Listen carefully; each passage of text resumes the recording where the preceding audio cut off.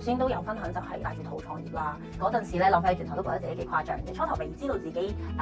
有咗嘅時候啦，我係真係擒高擒低啦，真係完全唔知，因為就係開業啊嘛。咁哇30幾40箱嘢都係我自己一個人搬嘅。嗰時開始嘅時候 one man band 嘅，咁然後後尾得知道自己有咗嘅時候就哇係開心嘅事情，但係同時之間都係一個壓力嚟嘅，係啦，因為嗰個壓力嚟自於擔心，因為我始終生 BB 要休養，咁我自己一個人要撐起公司，後尾有員工啊咁樣，我都會即係擔心，我真係手停口停嘅喎，有好多嘅困難障礙嘅。其實試過有經驗就係我自己帶住肚嗰時咁大個肚，好似都6個月㗎啦，都5、6個月啦。然之後我去送貨2大袋嘢，跟住啲人當我怪物咁樣行開嘅，即係好似讓到位咁樣，好誇張嘅件事情。我都好想好似舒舒服服即係其他媽媽咁，可以舒舒服服準備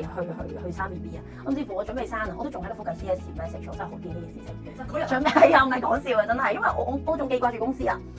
係好誇張嘅，就嚟生嘅嗰段時間咧，其實壓力係最大嘅，但係同時之間亦都係逼得自己最緊嘅嗰段時間嚟嘅。嗰陣時因為同自己講死啦，我就嚟要生啦，但係我好多嘢